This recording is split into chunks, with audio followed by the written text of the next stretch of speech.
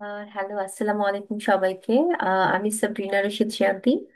আমি BUET water resources engineering ডিপার্টমেন্টের একজন গর্বিত অ্যালামনাই। আর আমি বর্তমানে যদি আমার পরিচয়টা দিই তাহলে বলতে হয় আমি একই সাথে একজন ওয়াটার রিসোর্সেস ইঞ্জিনিয়ার প্লাস হচ্ছে ওয়াটার অন্টারপ্রেনিয়র হিসেবে কাজ করছি বাংলাদেশ এবং নর্থ আমেরিকার বিভিন্ন জায়গায়।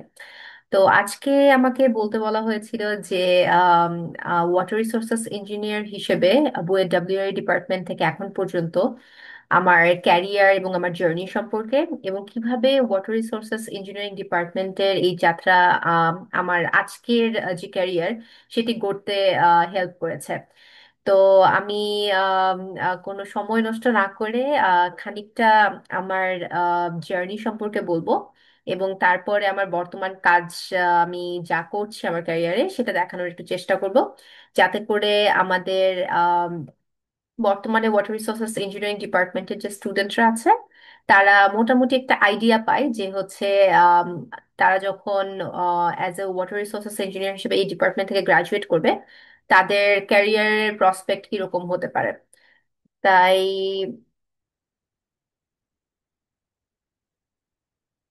আমি যদি আমার নিজের সম্পর্কে একটু বলি, এই দুটো ছবি আসলে ইমপ্লিমেন্ট করে যে আমার জার্নিটা কিভাবে ওয়াটার রিসোর্সেস ইঞ্জিনিয়ারিং ডিপার্টমেন্ট থেকে আজকের আমি যে একজন ওয়াটার প্রফেশনাল হিসেবে এবং ওয়াটার রিসোর্সেস ইঞ্জিনিয়ার হিসেবে কাজ করছি সেটাকে কিভাবে দেখানো যায়। তো আমি শর্টে একটু বলি, আমার ব্যাচ হচ্ছে বুয়েট ডাব্লিউআরই 13 ব্যাচ।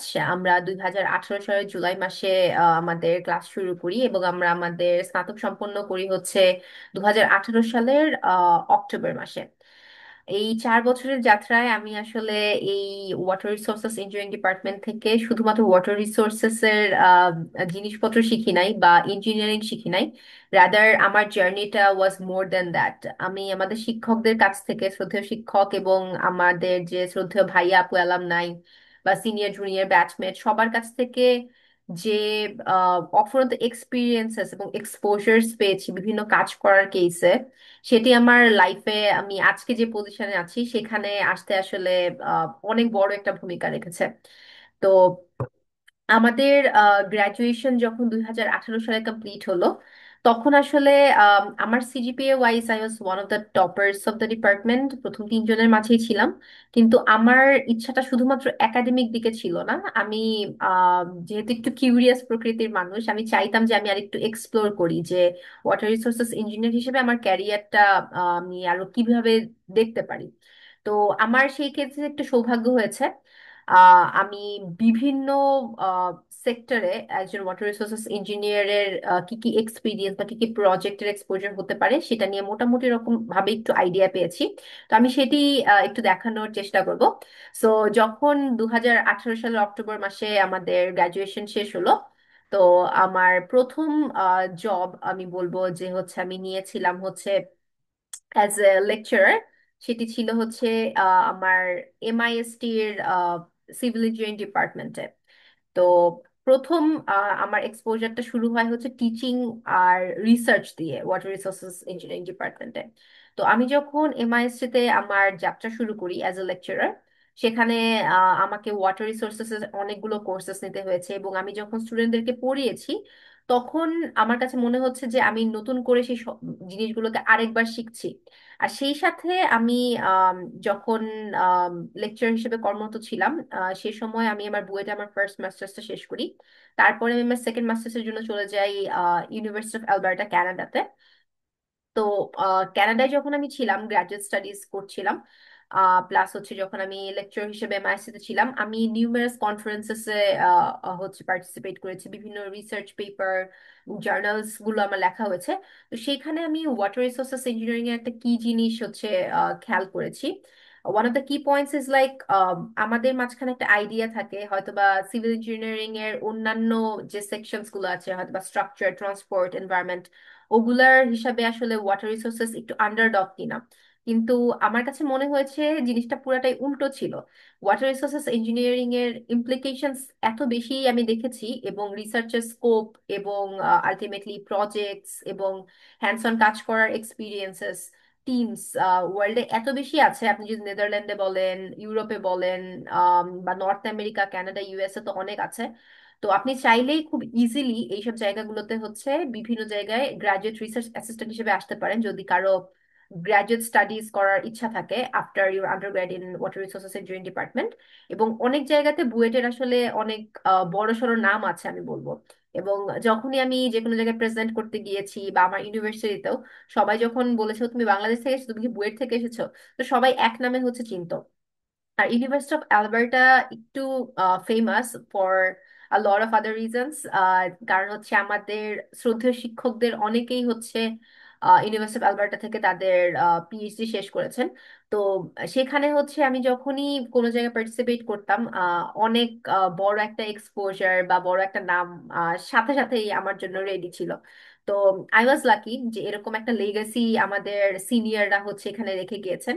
এবং সেই পরিক্রমাতেই আমি এখন কাজ করছি as a water resources engineer in a consulting farm.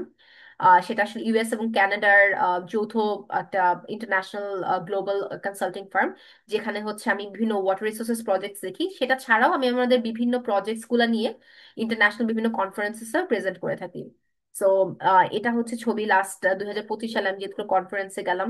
একটা হচ্ছে Canadian society of civil engineering, যেটা হচ্ছে আমাদের কানাডার যে সিভিল ইঞ্জিনিয়ারিং সোসাইটি আছে তাদের জন্য সবচেয়ে বড় অ্যানুয়াল একটা কনফারেন্স হয় সেটাতে। ইন্টারন্যাশনাল ওয়াটার অ্যাসোসিয়েশনও একটা আম, খুবই রেকগনাইজড অর্গানাইজেশন ওয়ার্ল্ডে। তো তাদের একটা কনফারেন্সও এবছর কানাডায় ছিল। সো রিসেন্টলি এই দুটো জায়গাতেই হচ্ছে আমি প্রেজেন্টেশন দিলাম। তো অ্যাজ আ টিচিং এবং হচ্ছে রিসার্চের ক্যারিয়ার যদি আমি বলি, নর্থ আমেরিকাতে যদি আপনারা কেউ ওয়াটার রিসোর্স ইঞ্জিনিয়ারিং ডিপার্টমেন্ট থেকে গ্রাজুয়েশনের পর এখানে গ্র্যাড স্টাডিজের জন্য আসতে চান, of course there is like immense opportunities. এবং আমাদের এত বড় একটা অ্যালামনাই গ্রুপ আছে এখানে এবং এত ভালো নাম ডাক আছে। Feel free to reach out any of us, যদি কেউ হচ্ছে আমাদের কারেন্ট স্টুডেন্টদের কেউ বা হচ্ছে যারা ফোর্থ ইয়ারে আছে তারা শেষ করে যদি হচ্ছে ওয়াটার রিসোর্স ইঞ্জিনিয়ারিং এ পড়তে আসতে চান, will be able to help you. Specially আমি হচ্ছে কানাডার ইউনিভার্সিটিস গুলোতে অফকোর্স আইল বি ট্রাই ট্রাইং যে হচ্ছে আমি ট্রাই করবো যে হচ্ছে যে সব রেকগনাইজড গ্রুপ আছে যারা ওয়াটার রিসোর্স ইঞ্জিনিয়ারিং প্রজেক্টস এবং রিসার্চ নিয়ে কাজ করে তাদের সাথে ট্যাগ করিয়ে দেয়।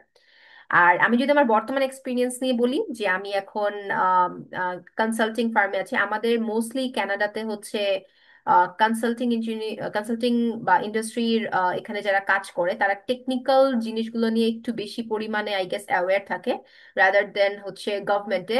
গভর্নমেন্টে বেসিক্যালি প্রজেক্ট ম্যানেজমেন্ট অ্যান্ড এই আমরা যে কাজগুলো করি ওগুলো review is a very big task.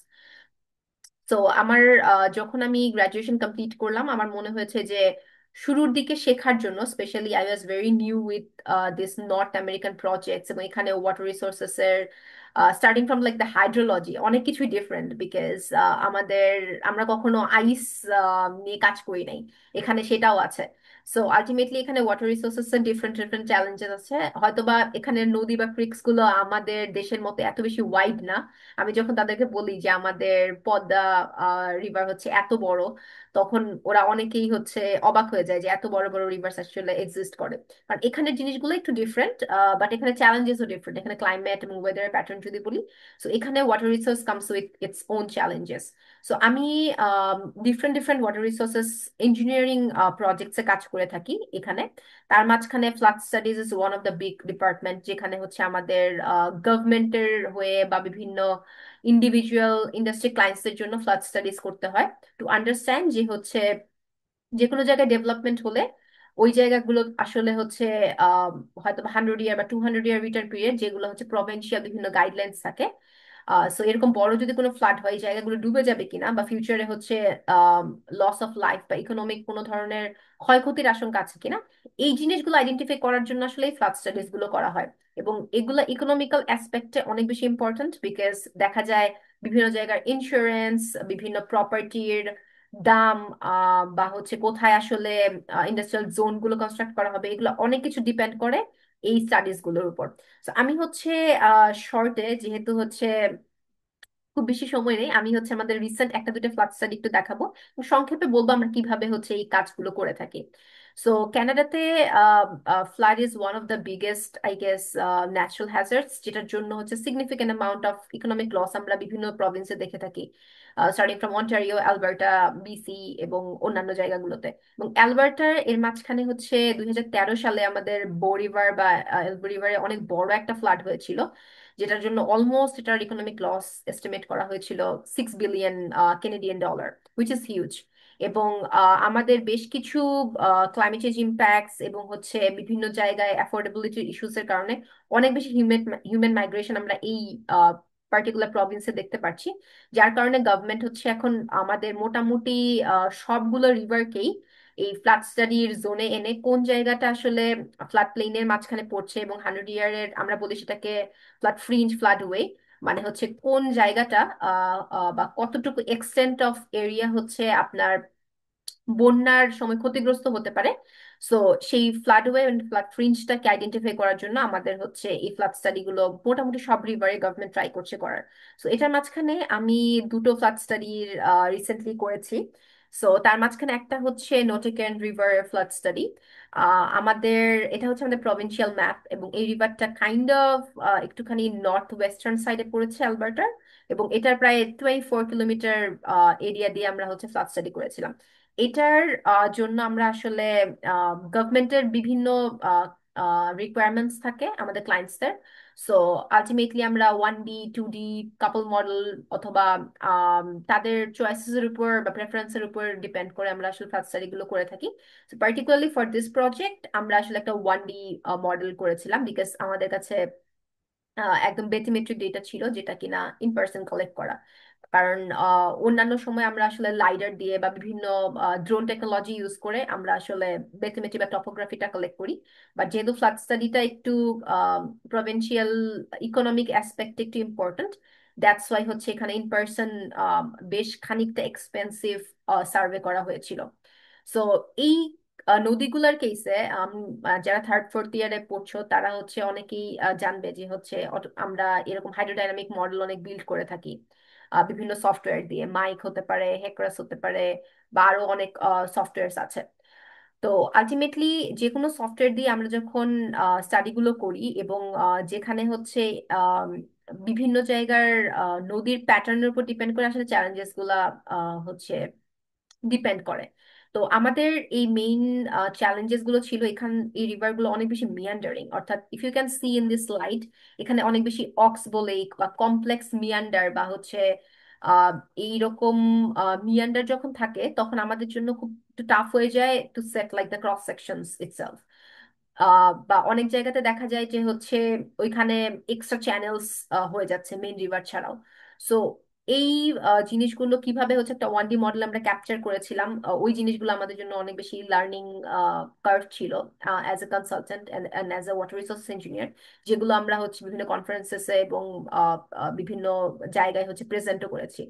এটা ছাড়াও আরেকটা ফ্লাড স্টাডি ছিল, যেটা ছিল হচ্ছে রেড ডিয়ার রিভারে, যেটা হচ্ছে এখন আমি একটু ওয়েবসাইটে দেখাবো না যে হচ্ছে এটা অলরেডি আমাদের স্টাডি রেজাল্টস কিভাবে হচ্ছে ওয়েবসাইটে অলরেডি গভর্নমেন্ট শেয়ার করে দিয়েছে। তো এটা ছিল বেসিক্যালি আরেকটা চ্যালেঞ্জিং ফ্লাড প্রজেক্ট, যেখানে এই মডেলিংটা করার সময়, কারণ এটা তিনটা রিভার এক জায়গায় সংযুক্ত হচ্ছিল। একটা হচ্ছে রেড ডিয়ার রিভার, যেটা কিনা 46 কিলোমিটার আমরা হচ্ছে আহ, মোটামুটি এখানে মডেল করেছিলাম আমাদের স্টাডি রিচে। আরেকটা ছিল little red deer river. So little red deer রিভারেরও হচ্ছে অলমোস্ট লাইক 32 কিলোমিটার রিচ আমরা এখানে স্টাডি করেছি। এবং আরেকটা রিভার ছিল মেডিসিন রিভার, যেটা হচ্ছে 33 কিলোমিটার আমরা এখানে ইনক্লুড করেছিলাম। সো এই স্টাডিটারও one of the biggest challenges ছিল হচ্ছে আলটিমেটলি যেহেতু অনেকগুলা ট্রিবিউটারি বা ডিস্ট্রিবিউটরি যখন একটা জায়গায় এসে মিলিত হয়, তো সেই জায়গাগুলোর বিভিন্ন জায়গায় বিভিন্ন ফ্লো প্যারামিটার্স গুলা ডিফারেন্টলি এস্টিমেট করতে হয়। এবং এই নদীরও one of the biggest challenges ছিল হচ্ছে মিয়ান্ডারিং এবং হচ্ছে অক্সবো লেকস।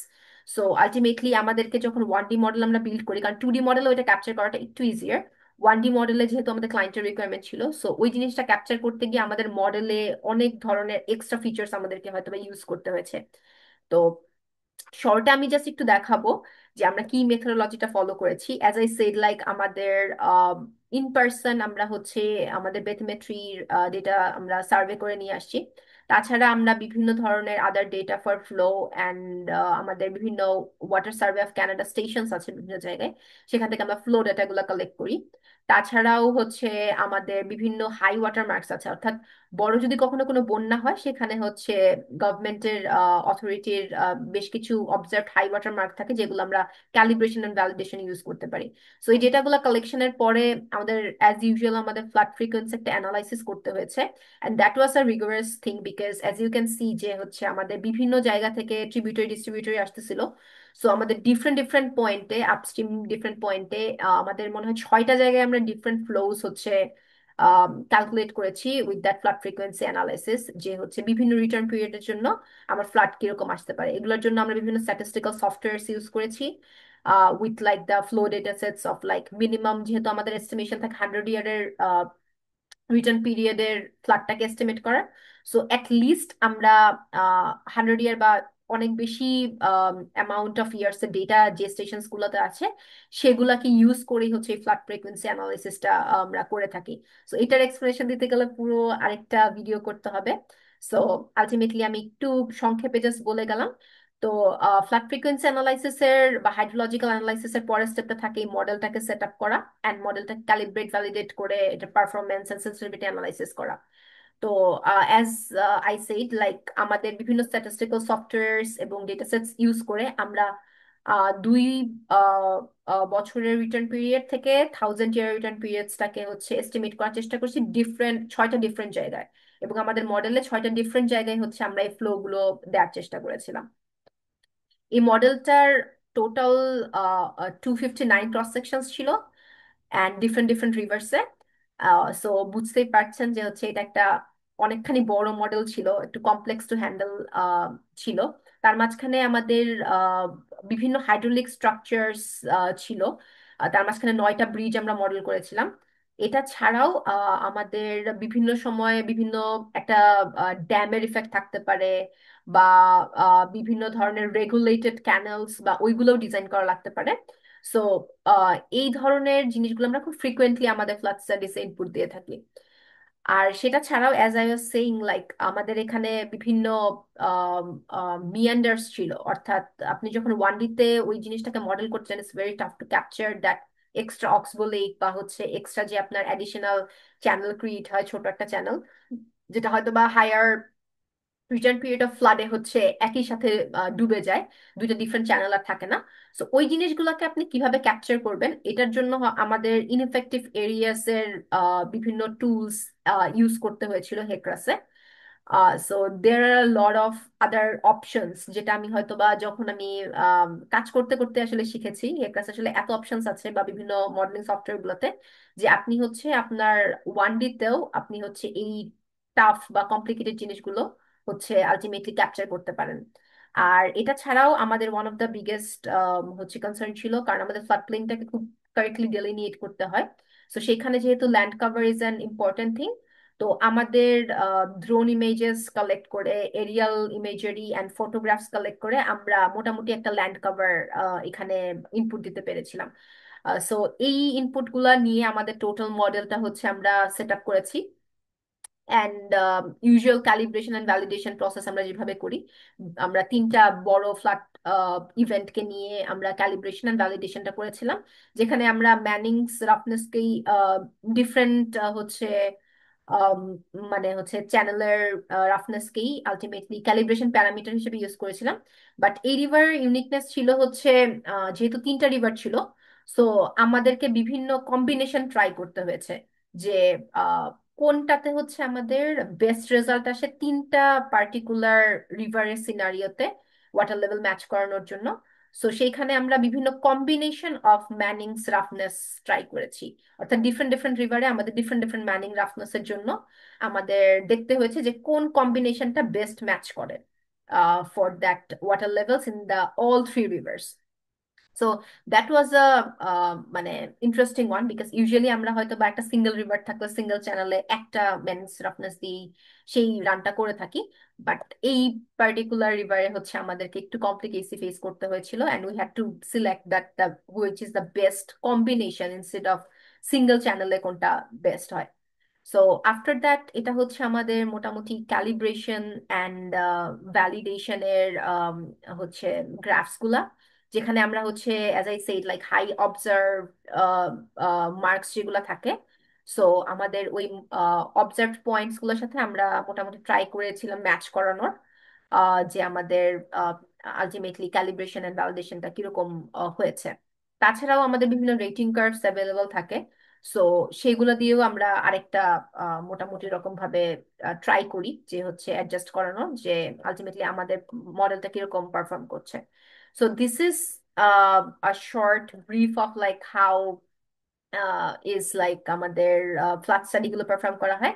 এন্ড আপনারা যদি এই লিঙ্কে যান, গভর্নমেন্ট অফ আলবার্টার একটা ওয়েবসাইট আছে, তো সেখানে গিয়ে আপনারা যদি হচ্ছে এখানে ক্লিক করেন বিভিন্ন, এটা হচ্ছে আমাদের স্টাডি এরিয়া ছিল, এখানে আপনারা দেখতে পারবেন বিভিন্ন বিভিন্ন রিভারের জন্য হচ্ছে গভর্নমেন্ট অ্যাটলিস্ট যেই স্টাডিগুলো অলরেডি করে ফেলেছে সেইখানের কোন জায়গাতে কত বছরের ফ্লাড আসলে সেটার ফ্লো কত, এবং সেখানে হচ্ছে কতটুকু ওয়াটার লেভেল থাকবে ফ্লাডের, সেই জিনিসগুলো রিয়েল টাইম হচ্ছে আপনি এখানে দেখতে পারেন। বিভিন্ন রিয়েল টাইম ডেটাও থাকে, আবার বিভিন্ন রিটার্ন পিরিয়ডে কিরকম ওয়াটার লেভেল এক্সপেক্ট করা হচ্ছে সেই মডেলিং রেজাল্ট গুলোও থাকে। সো কেউ যদি ইন্টারেস্টেড হন এখানে গিয়ে আহ, আপনারা চেক করতে পারেন। এটা হচ্ছে আমাদের যে ফ্লাড স্টাডিটা যেটা আমরা করেছিলাম এটার total modelling result and information, এবং আমাদের জিআইএস এর অনেক কাজ ছিল এখানে। সো জিআইএস এর সব ইনপুট এবং আমাদের মডেলের inputs and outputs like everything that we used আপনারা এখানে হচ্ছে পেয়ে যাবেন। আউটপুটের সেকশনটা হচ্ছে এখানে ক্লিক করলেই পাবেন। আর এখানে কি কি সোর্সেস ইউজ করা হয়েছে বা কি কি ইনপুটস ইউজ করা হয়েছে সব মেটা ডেটা অ্যান্ড ইনফরমেশন হচ্ছে অ্যাভেলেবল আছে। So কেউ যদি ফার্দার ইন্টারেস্টেড হন, feel free to have a review on that report that we actually created. And আমাদের জন্য যদি কোনো কোয়েশ্চেন থাকে, feel free to ask that to us. তো এইটা ছিল মোটামুটি শর্টে আমার এক্সপিরিয়েন্স অন লাইক আমাদের কনসাল্টিং এ আমাদের কি টাইপের প্রজেক্টস আমরা করি। তো this was one of those many projects যেটা আমি করতে পেরেছি। তাছাড়াও আমাদের বিভিন্ন স্টর্ম ওয়াটারের প্রজেক্টস থাকে, বিভিন্ন হচ্ছে ইন্ডাস্ট্রিয়াল ক্লায়েন্টদের জন্য আমরা আহ, বিভিন্ন সুইম মডেল করে থাকি। এটা ছাড়াও আমাদের ডিফারেন্ট ডিফারেন্ট ক্লায়েন্টসদের জন্য হয়তোবা দেখা যাচ্ছে আম, বিভিন্ন রিভারের যখন এমব্যাঙ্কমেন্ট ডিজাইন করা প্রয়োজন হয়, বা হচ্ছে আহ, তাদের আমাদের এখানে এনভায়রনমেন্টের ইস্যুস গুলো খুব ক্রিটিক্যালি দেখা হয়। সো আলটিমেটলি কোনো ক্রিকে যখন কোনো ধরনের ইন্টারভেনশনের প্রয়োজন পড়ে, ফর এক্সাম্পল আমাদের province Alberta province is known for the oil and gas, কারণ ক্যানাডার one of the oil and gas enriched province হচ্ছে আমাদের প্রভিন্স। সো আমাদের প্রভিন্স থেকে আহ, যে অয়েল অ্যান্ড গ্যাসটা উত্তোলন করা হয় সেটা পাইপলাইন দিয়ে হচ্ছে ইউএস এবং কানাডার বিভিন্ন প্রভিন্সে যায়। সো সামটাইমস ওই পাইপলাইনস গুলোকে হচ্ছে বিভিন্ন রিভার বা ক্রিকস এর ভিতর দিয়ে পাস করতে হয়। তো সেইখানে আমাদের কাজ আরো বেশি করে আসে। তো সেখানে দেখা যায় যে যখন আমাদের ওই কনস্ট্রাকশনটা করা দরকার পড়ে, আর কিছু সময়ের জন্য রিভারের ফ্লোটাকে আমাদের বা ক্রিকের ফ্লোটাকে আমাদের হচ্ছে স্টপ করতে হয়। এবং কনস্ট্রাকশনের পরে যেহেতু এটা একটা ইন্টারভেনশন, ন্যাচারাল আমরা একটা সিস্টেমকে আমরা মোটামুটি রকম ভাবে একটু ডিস্টার্ব করছি। তো সেইখানে আমাদের এক্সট্রা কি ধরনের স্কাউরিং হতে পারে, বা ওই পাইপলাইনটা আমাদের মাটির কতটুকু নিচে দিয়ে নেওয়া উচিত, আমাদের বেড লেভেল থেকে আহ, কতটুকু নিচে হচ্ছে সেটা কনস্ট্রাক্ট করতে হবে, সেই রেকমেন্ডেশনস গুলো আমরা দিয়ে থাকি। তো এরকম অনেক রকমের ইন্টারেস্টিং প্রজেক্টস, তাছাড়া হচ্ছে বিভিন্ন আহ, হচ্ছে স্ট্রিম ফ্লো মনিটরিং থেকে শুরু করে আমাদের ওয়াটার কোয়ালিটির বিভিন্ন প্রজেক্টসও আমাদের থাকে। সো একটা ডাইভার্স হচ্ছে ওয়াটার রিসোর্সেস প্রজেক্টস হচ্ছে আপনি এখানে explore করতে পারবেন if anyone is interested to having a career as a water resources engineer in industry or in consulting firms.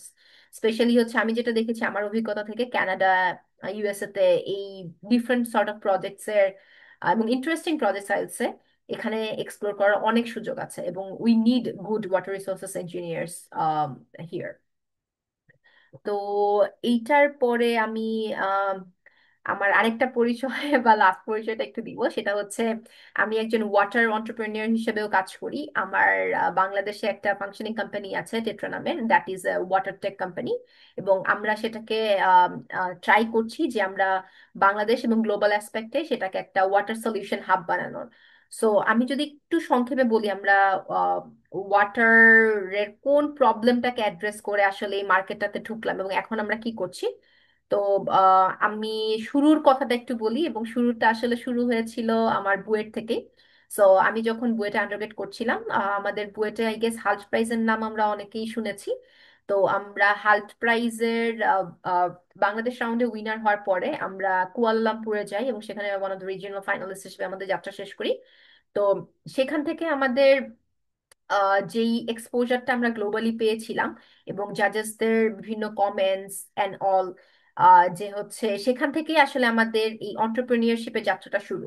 এবং যে বছর আমি হচ্ছে হাল্ট প্রাইজে উইনার হই, সে বছর আসলে আমাদের চ্যালেঞ্জটা ছিল এরকম যে আমাদের রিনিউয়েবল এনার্জি সোর্স ইউজ করে আমাদের বিভিন্ন যে কোনো একটা সেক্টরে, সেটা হতে পারে ফুড, ওয়াটার, হতে পারে গার্মেন্টস, হতে পারে ট্রান্সপোর্ট, এরকম যে কোনো একটা জায়গায় একটা প্রবলেম সলভ করতে হবে। সো ইভেন্চুয়ালি আমি আসলে পিক করেছিলাম ওয়াটারকে, because water is one of the biggest problem in Bangladesh. তো আমি কাজ করেছিলাম হচ্ছে আম, আমাদের কোস্টাল রিজিয়নে আমাদের যে প্রবলেমটা আছে আমাদের ওয়াটার স্যালাইনিটি নিয়ে। অর্থাৎ আমাদের যারা খুলনা, বরিশাল বা এই অঞ্চলে আছেন তারা অবশ্যই জানবেন যে ওখানে পানিতে অনেক লবণ বেশি, যেহেতু উপকূলীয় অঞ্চল। সো ইউজুয়ালি আমাদের গ্রাউন্ড এবং সারফেস ওয়াটার সোর্সেস হচ্ছে কন্টামিনেট হয় with the water of like বে অফ বেঙ্গল, এবং সেখান থেকে এই এক্সেসিভ স্যালাইনিটিটা আমাদের ড্রিঙ্কিং ওয়াটার সোর্সেসে ঢুকে যায়।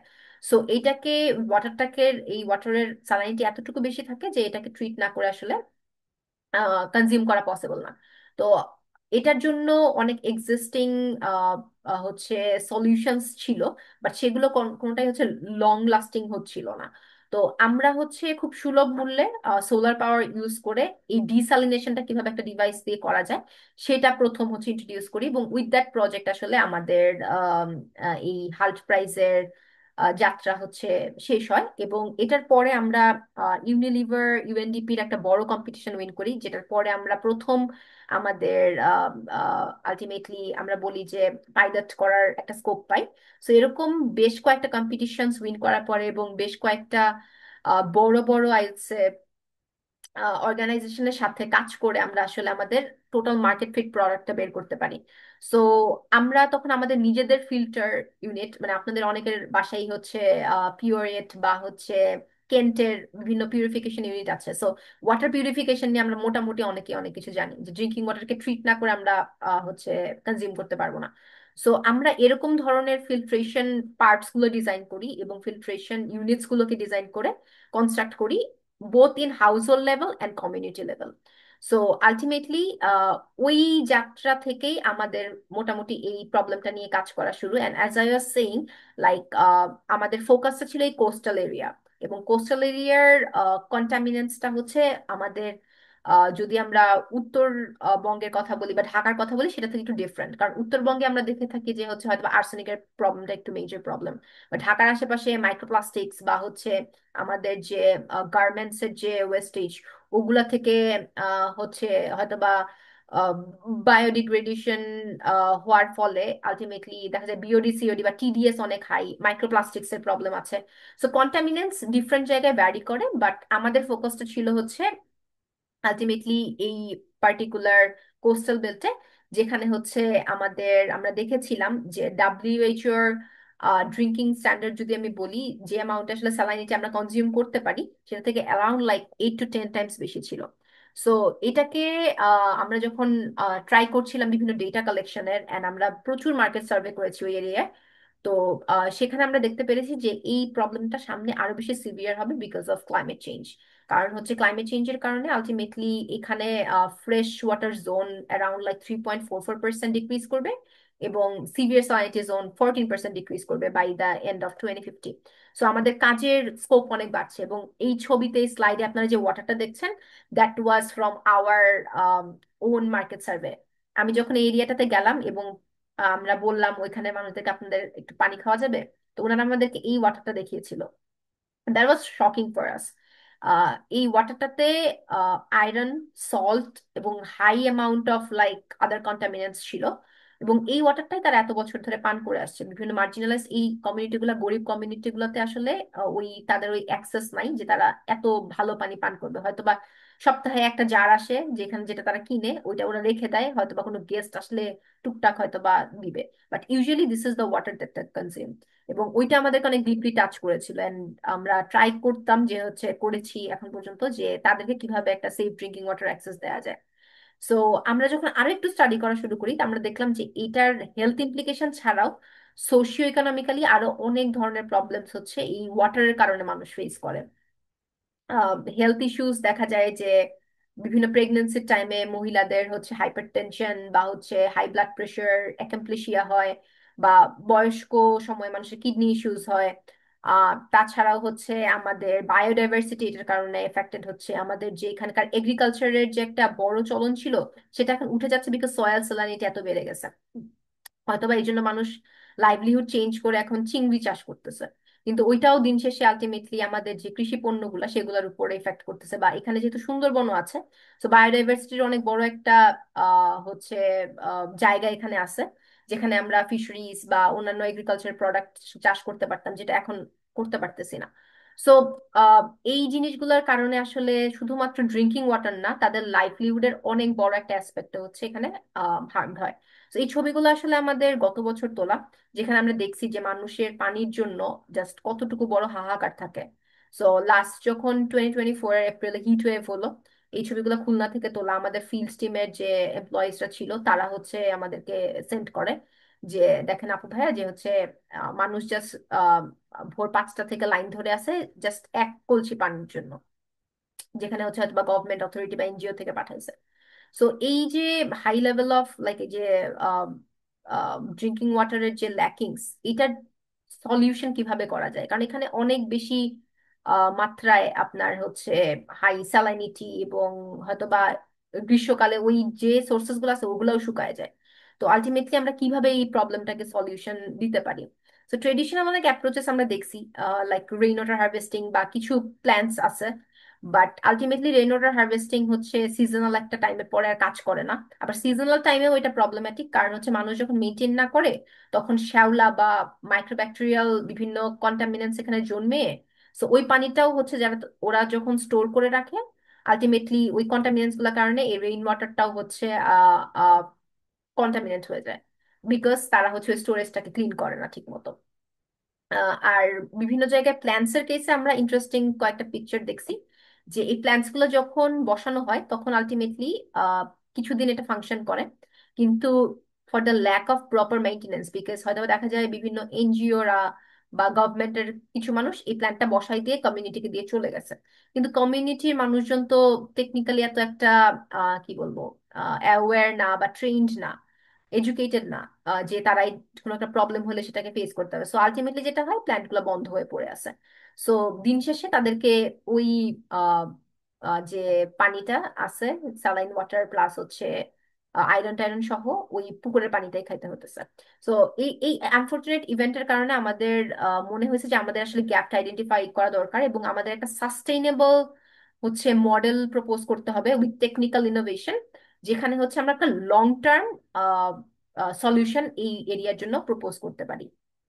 তো সেখান থেকে আসলে আমাদের যাত্রা শুরু হয়।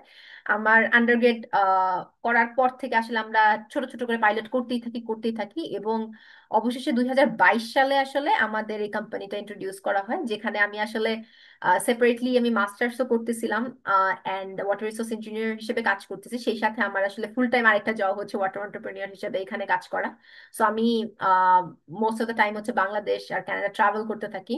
এবং যখন কানাডায় থাকি তখন দেখা যাচ্ছে হচ্ছে এখানেও অনলাইনে পুরোপুরি ফুল ফ্লেজেডলি ফুল টাইম একটা টাইম আমাকে দিতে হয় টু রান দ্য কোম্পানি। কারণ আমাদের অলমোস্ট এখন পার্ট টাইম ফুল টাইম মিলিয়ে প্রায় 20 জনের মতো এমপ্লয়ি আছে, যারা বিভিন্ন জায়গায় হচ্ছে এই কাজগুলা কন্ডাক্ট করে থাকে।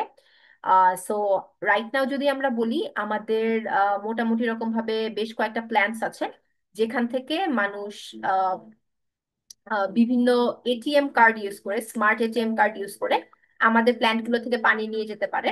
যেটা আপনারা এখন দেখতে পাচ্ছেন স্ক্রিনে। এবং এটা তাদের 5 থেকে 10 মিনিটের হাউস হোল্ড ওয়াকিং ডিস্টেন্সের মাঝখানে আমরা করার চেষ্টা করেছি, যাতে তাদের অনেক লম্বা সময় হেঁটে পানিটা কালেক্ট করতে না হয়। এন্ড অ্যাজ আমরা হচ্ছে লাইনে দাঁড়িয়ে থেকে ম্যানুয়ালি এই কাজটা করতেছি না, এই জিনিসটা হচ্ছে 24/7 ওপেন থাকে। সো এনি টাইম দে কাম, তারা হচ্ছে তাদের যে কার্ডটা থাকে ওইটা তারা রিচার্জ করে রাখে আগে থেকে, এবং ওই কার্ডটা ট্যাপ করলে অটোমেটিক্যালি টাকাটা কেটে যায় এবং পানিটা হচ্ছে তারা নিয়ে চলে আসতে পারে। সো এই যে টেকনোলজির ইনোভেশন, এবং সেটাকে হচ্ছে আলটিমেটলি এরকম একটা মার্জিনালাইজড কমিউনিটিতে সেট আপ করা, যেখানে তারা কখনো আগে হয়তো বা কোনো কার্ডই দেখে নাই। আমাদের হয়তো বা আমাদের শহরের মানুষ এখন হয়তো মেট্রো রেল যখন চালু হয়েছে, আমরা বিভিন্ন সময়ে আম, বা হচ্ছে এখন আমরা ফিনটেকের দিকে এগোচ্ছি, সো আমাদের এখন আমরা কার্ডগুলোতে ইউজ টু হচ্ছি, বাট এই অঞ্চলের মানুষ হয়তো বা ওই কার্ডগুলো আগে কখনো দেখেই নাই। সো এই টেকনোলজিটা হচ্ছে লাস্ট মাইলে নিয়ে যাওয়া, সেটাকে প্রপারলি ইউটিলাইজ করা, এবং আলটিমেটলি এটাকে সাস্টেনেবল ওয়েতে ধরে রাখা, এই জিনিসটাই আসলে আমাদের চ্যালেঞ্জিং পার্ট ছিল। সো আমাদেরকে এখানে শুধুমাত্র টেকনোলজিক্যাল ইনোভেশনটা করতে হয় নাই, রাদার আমাদেরকে বিজনেসের অ্যাসপেক্ট বুঝতে হয়েছে, অ্যান্ড অলসো ওইখানকার মানুষ কিরকম, ওখানে কালচার কিরকম, সোশ্যাল অ্যাসপেক্ট কিরকম, ওই জিনিসগুলো বুঝতে হয়েছে। সো আলটিমেটলি আমার কাছে মনে হয় যে আমরা যে যে এখন মডেলটা আছে, সেই বিজনেস মডেল আমরা ট্রাই করছি যে উইমেনদেরকে আমাদের পার্টনার করার, এবং বর্তমানে তারা হচ্ছে আমাদের যে ওয়াটার সেল থেকে যেই প্রফিটটা জেনারেট হয়, সেই জেনারেশনের 20% হচ্ছে এই ফিমেল মাইক্রো এন্টারপ্রেনিয়ার্সরা পেয়ে থাকে, যারা হচ্ছে মোটামুটি এরকম ভাবে আমাদের প্ল্যান্টের বিভিন্ন রিপেয়ার বা বেসিক যে মেনটেনেন্স আছে সেগুলো করে থাকে, এবং কার্ডগুলো রিচার্জ করে দেয় মানুষের সাথে গিয়ে, আমাদের এই জিনিসটাকে প্রমোট করে ভালো পানি খাওয়ার জন্য, আমাদের প্ল্যান্ট থেকে পানি নেওয়ার জন্য। সো আলটিমেটলি ওই রকম একটা পার্সেন্টেজ অফ প্রফিট আমরা ওদের সাথে শেয়ার করে থাকি। সো যেটার কারণে আমরা হচ্ছে দিন শেষে এই কমিউনিটিতে হচ্ছে একটা আহ, বড় রকমের চেঞ্জ দেখতে পাচ্ছি, কারণ আমরা ফিনান্সিয়ালি অনেক মহিলাকে এরকম ইন্ডিপেন্ডেন্ট করতে পারছি, এবং তাদের হাউস হোল্ডে মোটামুটি এরকম ভাবে একটা বড় ইনকাম অ্যাড হয়েছে। সো দিন শেষে আমার মনে হয়েছে যখন আমি ওয়াটার অন্টারপ্রিনিয়রশিপ নিয়ে কাজ করতেছি, it's not only I'm generating profit, but it's more than that. এটা জাস্ট কোনো একটা বিজনেস না, রাদার আমার মনে হয়েছে এটা মানুষের লাইফকে লিটারালি চেঞ্জ করে দেওয়ার মতো ম্যাজিক। সো এখানে ওয়াটার রিসোর্সেস ইঞ্জিনিয়ার হিসেবে যেহেতু আমাদের এই টেকনিক্যাল নলেজটা আছে, কারণ অনেক জায়গাতে হচ্ছে মানুষের ওই টেকনিক্যাল নলেজটা না থাকার কারণে at the very first place তাদের সলিউশনটা ওয়ার্ক করে না, আর কিছু সময় ওয়ার্ক করলেও হয়তোবা দেখা যায় আমাদের ইঞ্জিনিয়ারদের যে একটা প্রবলেম থাকে, তা আমরা সোশ্যাল অ্যাসপেক্ট গুলা বা ইকোনমিক অ্যাসপেক্ট গুলা বুঝতে পারি না। কিন্তু যদি আপনারা আপনাদের ইঞ্জিনিয়ারিং নলেজের সাথে এই হ্যান্ডস অন লাইফের যে নলেজ, অর্থাৎ ফিনান্সিয়াল নলেজ বা মানুষকে বোঝার যে দক্ষতা, সোশ্যাল এবং কালচারাল অ্যাসপেক্ট গুলো একটু স্টাডি করেন, then you can actually set up a very good business out of this water sector. So water সেক্টরে এখন অনেক বেশি ডিমান্ড আছে ভালো স্টার্ট আপ, ভালো সোশ্যাল এন্টারপ্রাইজের। সো কেউ যদি ইন্টারেস্টেড হন, অবশ্যই there is a very good career out of there. আর আমি যদি বলি এই টেট্রার কারণে, এই প্রজেক্টস গুলা রান করার কারণে আমরা আসলে অনেক বড় কিছু আলহামদুলিল্লাহ রিকগনিশন পেয়েছি, যেটার মাঝখানে উল্লেখযোগ্য যদি বলি, ইন্টারন্যাশনাল ওয়াটার অ্যাসোসিয়েশন হচ্ছে ইয়াং লিডারশিপ অ্যাওয়ার্ড আমাকে প্রোভাইড করে, এবং এটা প্রতি 2 বছর পর পর একজন 35 বছরের নিচে যারা হচ্ছে একজন ওয়াটার প্রফেশনাল হিসেবে ওয়ার্ল্ডে উল্লেখযোগ্য কোনো কাজ করেছে তাদের তারা পেয়ে থাকে, এবং বাংলাদেশের মাঝখানে kind of I am the first one যে কিনা এটা রিসিভ করেছে। তাছাড়া আমার কোম্পানি যে ইনোভেশনটা করেছে প্রজেক্টের জন্য, সেটার জন্য তারা প্রজেক্ট ইনোভেশন অ্যাওয়ার্ড পেয়েছে গ্লোবালি গত বছর। এটা ছাড়াও আমরা COP28 দুবাইতে যেটা হলো, সো ওইখানে হচ্ছে টোটাল ওয়ার্ল্ডের 12টা বা 13টা স্টার্ট আপ বা কোম্পানিকে হচ্ছে এখানে ফান্ডিং দিয়ে আলটিমেটলি রেকগনাইজ করা হয়। So we were one of those 13 start up. তাছাড়া আমরা wash innovation challenge, UNDP, Unilever, USAID, এরকম বড় বড় প্রতিষ্ঠানের সাথে আমরা কাজ করার সুযোগ পেয়েছি।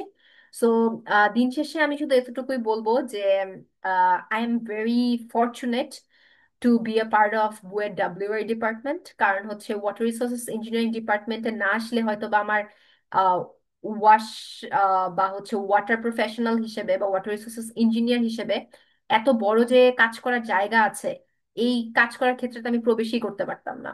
আর যেভাবে আমার গ্রুমিংটা আসলে ওয়াটার রিসোর্স ইঞ্জিনিয়ারিং ডিপার্টমেন্টে হয়েছে, দ্যাট ওয়াজ ইনক্রেডিবল। আমি রিসার্চ হোক, টিচিং হোক, অন্টারপ্রেনিয়রশিপ হোক, বা হচ্ছে কনসাল্টিং এখন যে কাজ করছি সেগুলো হোক, প্রত্যেকটা জায়গাতে আমি আমার শ্রদ্ধেয় শিক্ষকদের অনেক বেশি হেল্প পেয়েছি, অ্যালামনাই আপু ভাইয়াদের অনেক বেশি হেল্প পেয়েছি। কোন একটা জিনিস নিয়ে আমি কখনো এরকম হয় নাই যে কারো কাছে গিয়েছি কেউ আমাকে ফিরিয়ে দিয়েছে। So I guess that was one of the important things of having a small department. আমরা একটা ফ্যামিলির মতো হয়ে থাকতে পারি। সো কেউ যদি কখনো কাউকে রিচ আউট করে, আমি কখনো দেখি নাই যে কেউ মানে নিরাশ হয়ে ফেরত আসছে। So all the best to all of the current students of BUET WRE department. আমি আশা করছি আপনারা যে যে সেকশনেই যান, হতে পারে সেটা টিচিং, হতে পারে সেটা রিসার্চ, হতে পারে সেটা ইন্ডাস্ট্রির কোনো জায়গা as a water resource engineer হিসেবে কাজ করেন, বা নতুন যে সেক্টর আমাদের আসছে ওয়াটার অন্টারপ্রেনিয়রশিপ, নিজেদের কোম্পানি দিয়ে আপনারা বিভিন্ন জায়গাতে শুধুমাত্র নিজের জন্য মানে একটা কাজ বা কর্মক্ষেত্র সৃষ্টি করতে পারবেন না, রাদার আরো অনেক মানুষকে কাজ দিতে পারবেন, এবং সেখান থেকে হচ্ছে একটা পজিটিভ যে ইম্প্যাক্ট সেটাও ক্রিয়েট করতে পারবেন। তো আমার মনে হয় যে এখানে ডাইভার্স কাজ করার জায়গা আছে। সো ক্যারিয়ার হিসেবে ওয়াটার রিসোর্সেস ইঞ্জিনিয়ারিং ডিপার্টমেন্টকে চুজ করে I think you you are one of the luckiest persons of Bangladesh. তো আলটিমেটলি আমি আশা করব যে আম, আপনাদের সবার ক্যারিয়ার অনেক ভালো হোক, এবং যখন যে কোনো জায়গায় যদি কোনো রকমের হেল্প লাগে, আমি যদি কোনো রকমের হেল্প করতে পারি, feel free to reach out to me. And thank you everyone for that.